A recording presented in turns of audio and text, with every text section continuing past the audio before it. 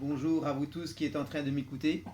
Je m'appelle Domenico Azzara et je viens de créer ma chaîne YouTube. Cela fait longtemps que ça me trottait dans la tête. On m'avait dit de le faire, mais il faut un peu de temps pour lancer tout ça. Et voilà, maintenant c'est fait. J'ai déjà posté deux petites choses que vous pouvez voir. Mettez-moi des commentaires, des likes, ce serait bien pour moi savoir si vous aimez. Euh, je vais vous raconter doucement ce que j'ai fait depuis ces 30 dernières années pour ceux qui ne connaissent pas. J'ai fait des études de dessin en illustration à Saint-Luc, à Bruxelles. Donc j'ai fait premièrement toutes mes humanités jusque l'Areto. Ensuite je voulais devenir designer automobile, mais ça a été annulé, c'était trop cher à l'époque. Et il n'y avait que des écoles aux États-Unis, donc j'ai dû laisser tomber ça et je me suis tourné vers l'illustration. Je suis donc allé à Saint-Luc à Bruxelles, comme je viens de vous le dire, et là pendant 5 ans, j'ai appris plusieurs techniques, etc. Je savais déjà dessiner, mais disons que j'ai bien amélioré ce que je savais faire. Euh, ce que moi j'ai toujours bien aimé, c'était les voitures. Et j'ai dessiné assez bien de voitures aussi, donc la bande illustration, il n'aimait pas trop que je fasse ça parce que c'était plutôt dessiné pour des livres pour les enfants, mais moi je voulais dessiner des voitures, voilà. Ensuite, quand j'ai eu terminé les études, ce que je devais dire aussi, c'est que pendant que je faisais ces études, je fabriquais des modèles réduits. Enfin, fabriquais, je prenais des modèles réduits qui existaient et je les transformais. Euh, vers, j'ai commencé vers 10 ans pour ça, hein, vers 10 ans, j'ai monté des avions, des tanks, des motos, comme un peu beaucoup d'enfants à l'époque. Et vers 15 ans, j'ai eu une petite Innocenti en modèle réduit qui doit être dans le grenier quelque part. Dans un prochain post, je vais essayer de retrouver deux trois trucs que je peux vous montrer de ce que j'ai fait en commençant. Donc j'ai une Innocenti, mais je ne l'ai pas montée comme elle était dans la boîte, j'ai transformé avec du plastique, etc. J'étais déjà fou de tuning à l'époque. Donc les livres commençaient à sortir, il y avait des chromés flammes. Pour ceux qui ne connaissent pas, des revues plutôt chromées flammes, dans lesquelles on parlait et on voyait beaucoup d'images de hot rod, de vannes des États-Unis, etc. Ensuite, vers 15 ans, j'ai fait l'Innocenti. Ensuite, on m'a offert une BMW M1. Cette voiture est sortie en 1980, je me souviens, quand j'avais 15 ans. Peut-être un an après, on a sorti la maquette de la voiture. Et donc, je l'ai transformée. Mais je faisais ça encore avec du plastique, etc. C'était un peu la croix et la bannière pour faire des choses avec le plastique. Et j'ai un ami, je vais lui faire un peu de pub en même temps, c'est Alain Fusas, qui a une société d'ouvrages en bois. Pour ceux à qui ça intéresse, vous pouvez franchement lui demander de faire votre boulot, toutes sortes de choses en bois. Il travaille super, super, super terrible. Sa société, c'est Bois In Out. Vous pouvez trouver sur Instagram, sur Internet, vous pouvez le trouver. Donc c'est Alain Fusas, Bois In Out. Salut Alain. Alors, grâce à lui, j'ai appris ce que c'était le mastic de carrosserie. Je ne savais pas c'était quoi. Donc il m'a montré lui-même comment faire. Et à partir de ce moment-là, j'ai eu un déclic. J'ai commencé à faire la M1, je l'ai transformée complètement avec du mastic, j'ai élargi les ailes, etc. Je l'ai encore, hein, je l'avais mise en couleur bleue à l'époque. C'est pas moi qui l'ai mise en couleur, c'est un autre ami, Didier Goditi à Bois, qui habitait ici juste à côté de chez moi à ce moment-là. Maintenant, il est pas très loin et je le vois encore très souvent. Je vous en parlerai après de lui. Donc la BM-M1, je l'ai transformée complètement. Et elle a été exposée donc dans un petit magasin de maquettes à Charleroi, qui n'existe plus malheureusement. Euh, elle a fait fureur, hein, parce qu'à l'époque, personne ne faisait ça. Je pense que je devais être un précurseur. On voit maintenant beaucoup de choses sur Internet, mais je crois que j'ai inventé beaucoup de choses sans le savoir quand j'avais 15-16 ans déjà.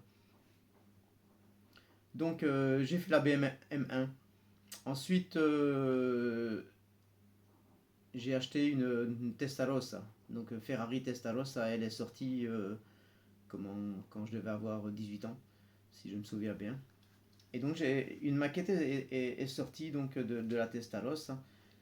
Euh, et là donc dans les revues que j'achetais à l'époque, donc je faisais mes études, enfin j'étais en 5e secondaire, 6e secondaire dans ces eaux-là.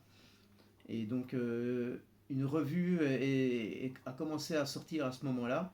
Et c'est là que j'ai un peu laissé tomber les tests, enfin les driver magazines, Chrome et Flamme, etc. Et je l'ai acheté, c'était option auto, encore de la publicité pour eux. Donc dans ces magazines, j'ai trouvé vraiment ce que j'aimais, quoi, vraiment le tuning, vraiment tuning de voiture, comment dire, voiture BM, etc. Et plus des trucs des États-Unis, moi je préférais ça. Et donc dans, dans, dans ce livre, dans cette revue plutôt, j'ai commencé à voir des gens comme Willy Koenig arriver avec des voitures inimaginables. Pour l'époque, c'était pour devenir fou. Enfin, moi, je devenais fou, quoi. J'avais des yeux comme les personnages de Tex Avery. Et comment mon cerveau aussi qui bouillonnait. Donc j'ai commencé à transformer dans la Testarossa en Testarossa de Koenig. Là aussi, je pense que j'ai été le premier dans le monde à faire ça. Enfin, je pense, j'ai jamais vu ça nulle part. Après, c'est sorti en maquette, donc à monter en plastique. Mais j'avais fait ça bien 3-4 ans avant, quoi. Et donc, celle-là aussi, elle est quelque part dans le grenier, mais je n'ai pas cherché après. J'aurais peut-être dû, ça sera dans un prochain truc, je vous montrerai. Et donc j'ai fait toute la Ferrari Testarossa en conique, qui a été aussi exposée dans le petit magasin Charleroi. Là aussi, il y a plusieurs personnes qui voulaient me l'acheter, mais c'était pour moi, j'ai pas voulu la vendre. J'ai pas voulu la vendre. Ensuite, je me suis attaqué à une Mercedes de Koenig, donc une 500 SEC, 500 sec, qui avait été... et j'ai commencé à la prendre après dans les articles. C'était un certain Vittorio Strozek qui, qui dessinait donc les voitures de Koenig. Donc Vittorio Strozek. Et là donc il y a une 500 SEC, donc sec, qui avait normalement été fabriquée en vrai donc pour le film Rocky 4 ou Rocky 3. Rocky 4. Je vais aussi vérifier, mais je pense que c'est le 4. Et j'ai été déçu hein, parce que le film est sorti en 1986, je me souviens. Et donc j'étais en train de faire la maquette en plastique. Euh, donc j'avais acheté une maquette Tamiya en plastique et j'ai transformé avec du mastic de carrosserie, etc. La maquette 1/24e en plastique. Et j'ai été déçu, je suis allé voir le film à l'époque avec toute ma famille et il n'y avait pas de 500 sec dans le film. Ils l'ont remplacé par une Lamborghini Jalpa qui était magnifique et j'adore aussi cette voiture. Mais j'étais déçu, je voulais vraiment la Mercedes Koenig dans le film, tant pis. Donc la voiture, le kit plutôt, a été donc dessiné par Vittorio Strozek, ça a été réalisé chez lui à la demande de Willy Koenig.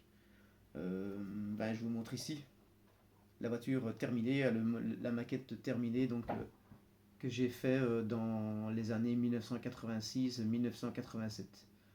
Donc j'ai transformé complètement, vous pouvez voir sur internet la maquette d'origine de chez Tamiya. C'était une 500, c'était une Lorinzer si je me souviens bien. Ici donc j'ai tout élargi les ailes, hein. Vous pouvez voir, je l'ai carrément transformé. Les ailes, l'aileron, les jantes ont été fabriquées par mon ami Didier Goditi à Bois à l'époque. Il les a tournées en aluminium. L'intérieur c'est de la... Comment... Je ne savais pas à l'époque comment faire des moulages. Donc l'intérieur c'est un moulage d'une jante de je ne sais plus quelle voiture. Je l'ai moulé avec de la plasticine et j'ai coulé de la colle époxy, je me souviens de ça, que j'ai découpé et mis en couleur. C'était pas trop mal pour l'époque. Je fais mieux maintenant, mais c'était pas trop mal. Donc j'étais bien heureux d'avoir fait avec l'insigne KS Konig spécial. Et même chose hein, pour l'intérieur du moteur, hein, tout le moteur, j'avais fabriqué le compresseur Albrecht avec toutes les durites, etc. Voilà. Je sais pas si vous voyez bien. Voilà, donc ça a été ma deuxième Konig avec la Testaros, qui a aussi fait fureur dans les magasins, etc. Alors, ensuite, quand j'ai eu terminé ces deux voitures-là, là, donc, Victorious Trozek a commencé à se faire connaître. Il s'est disputé avec Willy Koenig parce que Koenig, entre eux, donc ils avaient un petit accord. Koenig ne devait faire que les Ferrari, Mercedes, etc. Et Strozek, lui, adorait les Porsche. Donc lui, il s'était attaqué à une 928 avec des ailes larges et comment des ailes larges. Oui, c'est vraiment une 928 super canon. À l'époque, je vous montrerai des images pour ceux qui ne savent pas ce que c'est. Et donc ils se sont disputés parce que Willy Koenig a sorti une 911 toute élargie. J'ai ici derrière, par exemple, normalement je dois voir dans cette revue, donc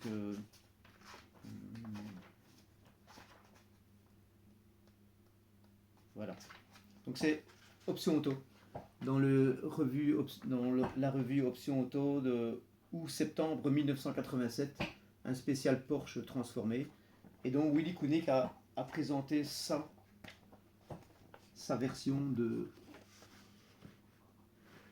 la 911. Non, c'est un monstre, hein, tout élargi. Voilà, normalement vous voyez bien. Et donc, en même temps, donc, Strozek, lui, a présenté ceci. Porsche 911, mais toute simple. Et là, moi, je suis vraiment tombé amoureux de... Je suis tombé amoureux de ça, moi. C'était tout simple, c'était tout rond, c'était élargi, mais avec une simplicité incroyable pour l'époque. J'avais jamais vu ça. Et c'est ce que moi, je recherchais, c'est ce que je voulais. Voilà. Donc ça a été la première Porsche 911 faite par Strozek. Enfin, je pense que c'est la numéro 2, celle-là. La première, c'était un coupé noir. Ouais. La première, il a fait un coupé noir et ensuite il a sorti donc celle-ci. Voilà, donc vous avez la voiture et moi je l'ai faite donc avec une maquette 1/25e. C'était spécial comme échelle. Voilà, donc moi je l'ai faite à l'échelle 1/25e. J'ai tout transformé la voiture, hein, les ailes, j'ai fabriqué l'aileron, les rétroviseurs, les jantes. Tout a été changé par rapport à la maquette. À l'époque aussi, elle a fait fureur parce que les gens disaient que la maquette d'origine était moche et j'en ai fait quand même quelque chose de plus joli, quoi. Maintenant, c'est pas super génial. Moi, je vois beaucoup d'erreurs, mais j'étais heureux à l'époque de l'avoir faite, quoi. Voilà. Je vous parlerai dans un prochain épisode de différentes autres choses. Au revoir tout le monde. Merci d'avoir écouté. Si vous voulez, vous pouvez liker et vous pouvez partager, ça me ferait vraiment plaisir. Et je vais vous expliquer après toute l'évolution. Vous allez voir, je pense que vous allez être content de pouvoir suivre ce que je vous dis. Merci, au revoir.